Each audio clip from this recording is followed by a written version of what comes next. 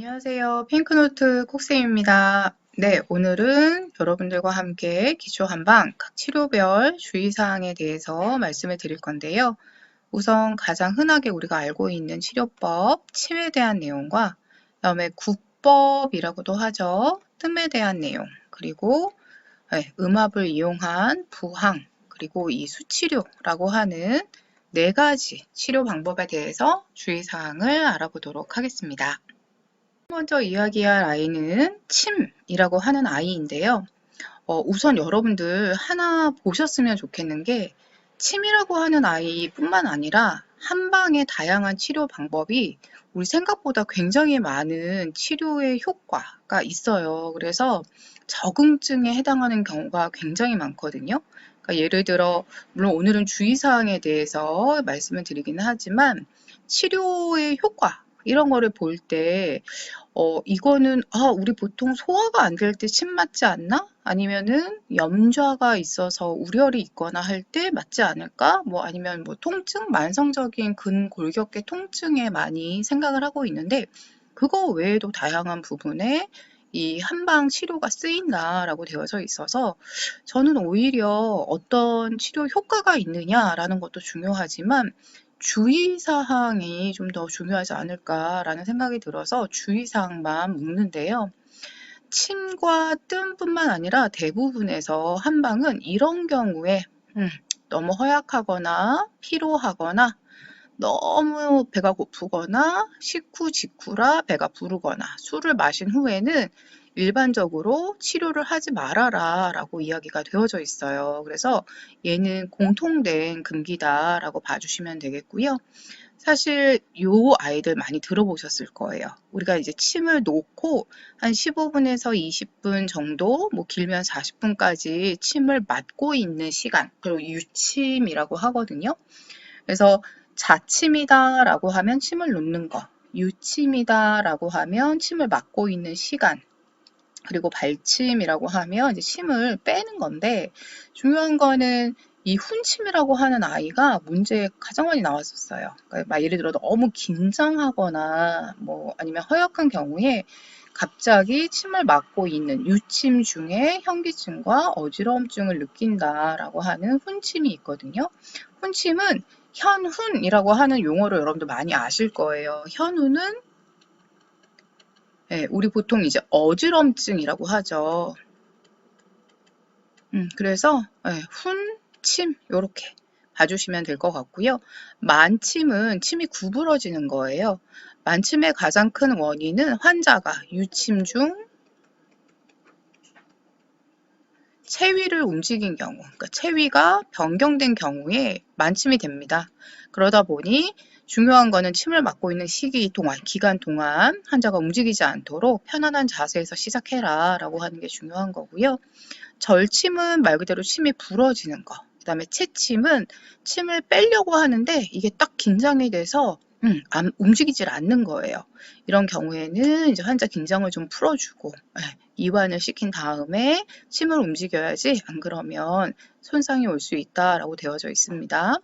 자, 요렇게 되어져 있고, 자, 침이라고 하는 부분, 여러분들 요 주의사항을 보시는 거에 더하기 제가 좀 추가하고 싶은 게 있어요. 그 추가하고 싶은 게 뭐냐면, 침이라고 하는 아이는 여러분들이 아시는 것처럼 바늘로 찌르는 거죠. 바늘로 찌르는 거기 때문에 감염에 대해서 주의하셔야 됩니다. 그래서 감염을 예방하기 위해서 우리 일회용 침을 사용하죠. 그리고 사용하기 전에 피부 소독합니다. 피부를 소독해줘야 되고 침 시술 전후에 다 해요. 시술 전, 시술 후 하는 경우에 하게 되고 이 일회용 침을 사용하고 난 다음에는 당연히 손상성 폐기물 통에 버리게 되겠죠.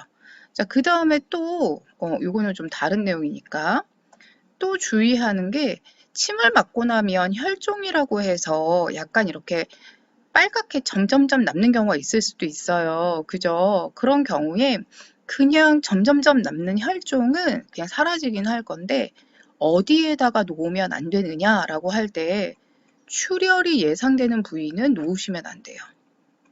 출혈이 예상되는 부위에는 금지. 그래서 이거의 예로 대표적으로 많이 나오는 게 정맥류 많이 나오죠. 네, 정맥류가 있는 부위 이런 데에는 놓으면 안 된다라고 되어져 있습니다. 자, 두 번째로는 이제 뜸이라고 하는 구법입니다. 자, 뜸에 대한 거 보시면 여러분들 자, 뜸이라고 하는 아이 어떻게 생긴지 아시죠? 이렇게 쑥뜸이라고 하는 아이를 해서 여기 불을 붙여서 사용하는 아이예요. 이게 온요법, 냉요법 중에서는 온요법에 해당하는 아이입니다. 따뜻하게 경혈 부위에다 놓으면서 몸을 따뜻하게 하다 보니 순환을 증진시켜주는 아이예요. 얘의 가장 큰 위험은 화상이 돼요.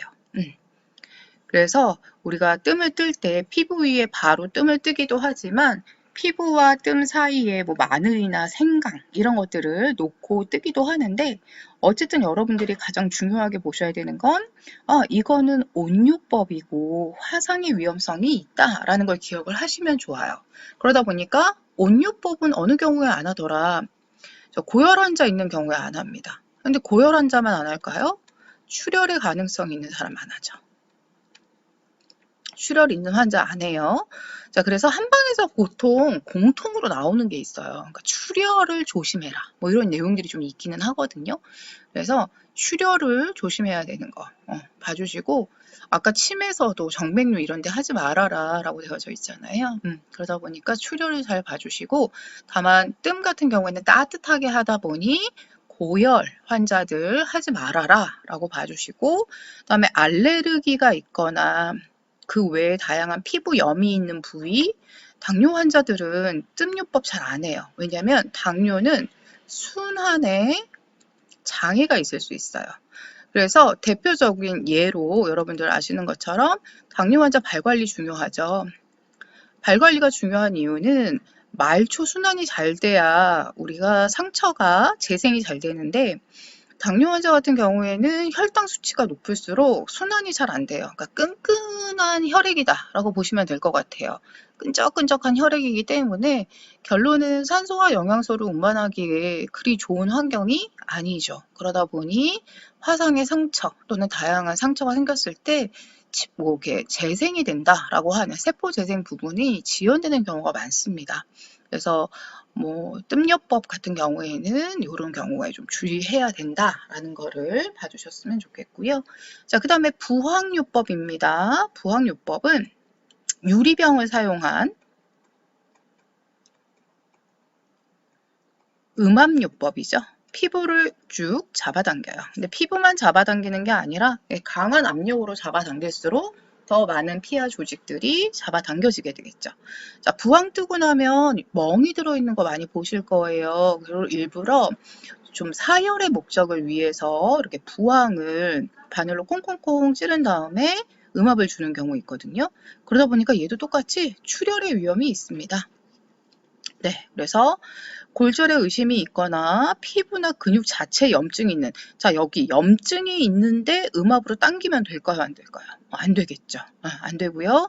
혈관 질환이나 정맥류 이런 경우에는 다 출혈의 위험 때문에 안 된다라고 보시면 돼요. 그래서 이 치료법이 어떤 방법이냐라는 거를 보시면 아마 여러분들이 주의사항을 이렇게 어렵지 않게 이해하실 수 있을 것 같습니다. 수치료인데요. 자, 수치료다라고 하는 거 이제 여러분들 이거 헷갈리시면 안 돼요. 수기요법 하고 수치료는 다릅니다. 수치료는 물을 사용하는 방법이고요. 수기요법은 손을 사용하는 방법이에요. 그래서 우리가 손으로 하는 카이로프락틱 뭐 이런 것들과 비슷한 게 추나요법이죠. 그런 게 수기요법이고 지금 말하는 건 물을 사용한 수치료입니다. 냉탕과 온탕을 왔다 갔다 하면서 하는 방법인데요. 냉탕에서 시작해서 냉탕으로 종료해라 라고 하는 게 하나의 주의사항으로 있고 일반적으로 병약자나 고령자, 순환기 질환자는 냉탕은 30도, 온탕은 40도 정도다라고 이야기가 되어져 있습니다. 자, 그런데 여기에서 그럼 일반적인 온도는 몇 도이길래 이렇게 냉탕과 온탕의 온도를 맞춰라 라고 이야기하느냐라고 궁금해 하실 것 같은데요. 자, 일반적인 냉탕의 온도는 16도 정도예요. 그럼 생각보다 되게 낮죠? 일반적인 일반적 냉탕은 16도, 그리고 온탕은 한 42도 정도가 된다라고 되어져 있습니다. 자, 그러면 냉탕이 30도면 상당히 높네요. 그죠? 그러다 보니까 냉탕과 온탕을 30도에서 40도, 그래서 온도차를 10도 내외로 맞춰라 라고 되어져 있습니다. 어떤 환자? 병약자, 고령자, 순환기 질환자. 자, 그런데 보시면 순환기 질환이 있다라고 해서 한방 치료를 다 못 받는 건 아니지만 중증 심장 질환자는 금기로 되어져 있어요. 그래서 중증 심장 질환자, 출혈 환자 등은 금기다라는 걸 봐주시면 좋겠습니다. 오늘은 판을 되게 지저분하게 쓰는 것 같아요. 그죠? 그래서 이렇게까지 주의사항을 좀 1번입니다. 수치료래요. 그럼 아까 말씀드렸던 물을 사용한 방법이었었죠? 금기. 자, 이거 금기라는 단어가 나오면 여러분들 먼저 아까 침에서 했었던 너무 피곤한 경우 또는 너무 배가 부르거나 고픈 경우 또는 너무 허약한 경우, 너무가 들어갑니다. 너무. 그 다음에 술에 취한 경우는 공통으로 금기라고 보시면 돼요. 거기에다가 가장 많이 나왔던 거 출혈 나왔었죠. 그리고 중증 심장 질환자 이런 것들은 공통이라고 보시면 돼요. 중증 심장 질환자 이런 것들은 그냥 공통이다 라고 보시면 수치료네요. 이거 당연히 안 될 거예요. 그죠? 출혈은 냉탕 온탕이니까 이것도 조금 안 될 것 같아요. 그죠? 중증 심장 질환자도 안 될 것 같아요. 그럼 요 안에서 대충 찾아보면 되겠네요. 자, 소화기 환자 없어요. 중증 심장 질환자 있네요. 당뇨병 환자 없어요. 비만 환자 없어요. 만성 고혈압 환자 없어요. 자, 제가 굳이 적응증을 말씀드리지 않는 이유는 아까 말씀드린 것처럼 얘가 생각보다 적응증이 되게 많아요. 그래서 하나하나 외우기가 너무 많을 정도로 이렇게 한 방이 다양한 범위에서 사용이 됐나? 라고 할 정도로 저에게는 되게 놀랍다라고 하는 부분이었었거든요. 예를 들어서 한방병원에서 출산을 한다. 그럼 여러분들 편안하게 딱 그렇지 생각이 드시나요? 우리 보통은 양방에 산부인과에서 출산을 한다가 일반적이잖아요. 근데 한방병원에서도 출산 가능합니다. 그런 거 보면 뭐가 된다라기보다는 공통적으로 뭐가 안 되더라라는 걸 보시는 게 더 좋아요. 자, 그럼 부항요법. 이거는 음압을 통해서 하는 거였네요. 그러면 이거 안 되고 출혈도 안 될 것 같고 거기에다가 이렇게 압력으로 잡아당기는 거잖아요. 그러면 잡아당겨서 문제가 될 수 있는 사람 누가 있을까 생각을 한번 해보죠. 자, 그럼 적용할 수 없는 사람, 관절염 환자 잘 모르겠어요. 만성 소화불량 환자 잘 모르겠어요. 정맥류 출혈. 자, 출혈 나왔네요. 자, 부항 뽕뽕뽕 잡아당기는데 출혈되면 돼요, 안 돼요? 안 되죠. 그러니까 답은 3번 이렇게 됩니다. 이런 사람들도 하는구나 라고 보시면 돼요. 제가 이 문제를 만들 때 다 책을 보고 하나하나 보기를 만든 거예요. 그래서 다 적응증이 들어가는 거 맞습니다. 그러니까 적응증을 외우는 게 너무 어려워요. 오히려 금기에 포인트를 맞춰주시면 좋겠습니다. 자, 침을 맞던 환자가 갑자기 치매 부작용이에요. 근데 침을 맞다가 어지럽대요.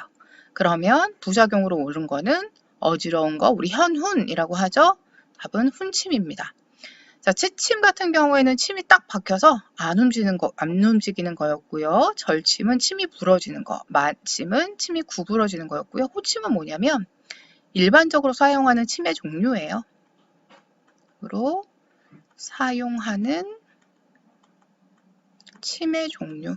침의 종류에도 여러 가지가 있습니다. 근데 그 종류 중에 많이 일반적으로 네, 여러분들 어렵지 않아요? 안 믿으실 걸 알지만 어렵지 않습니다. 네, 그리고 하나하나 해가다 보면 반드시 여러분들 합격으로 갈 수 있으니 뭐 지금 그렇게 불안해할 시기가 절대 아니죠. 아직 시간적 여유도 굉장히 많아요. 그래서 혹시나 실습 중이라 내가 불안하다 싶으시다면 이렇게 하나하나 내용 확인해 주시고요. 그리고 수요 퀴즈데이도 꼭 함께 해주시길 바랍니다. 좋아요, 구독, 알림 설정은 행복입니다. 뭐 하여튼 말이 많던데 하여튼 뭐 저에게 행복인가요? 네, 어쨌든 네, 부탁드리고요. 오늘도 이제 좋은 한 주 시작하시길 바랍니다. 네, 수고 많으셨습니다.